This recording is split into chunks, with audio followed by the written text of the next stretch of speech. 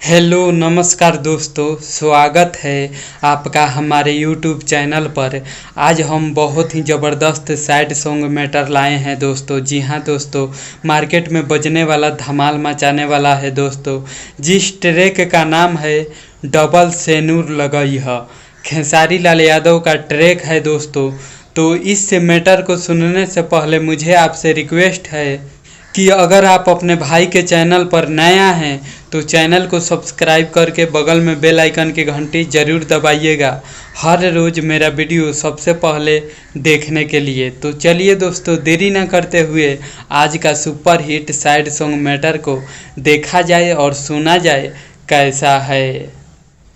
साथे के खिंचावल फोटो फारे दी हलू, हमारे अरमान दिलवा के जारे दी हलू। साथे के खिंचावल फोटो फारे दी हलू, हमारे अरमान दिलवा के जारे दी हलू। कैलू तू तो बाड़ा दिल पकड़,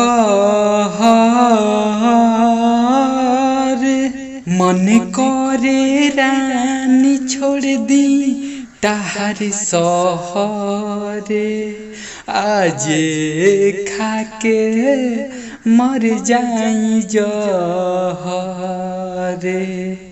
मन करे रानी छोड़ दी तहार सहरे, आजे खाके मर जाई जहरे।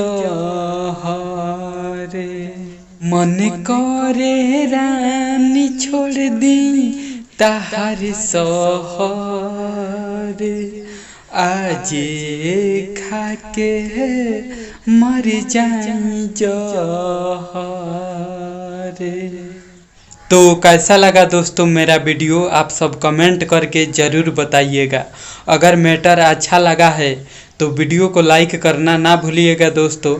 और चैनल पे पहली बार हैं तो संगीत से जुड़ी सारी जानकारी और लिखा हुआ गाना पाने के लिए हमारे चैनल को ज़रूर सब्सक्राइब कीजिएगा दोस्तों।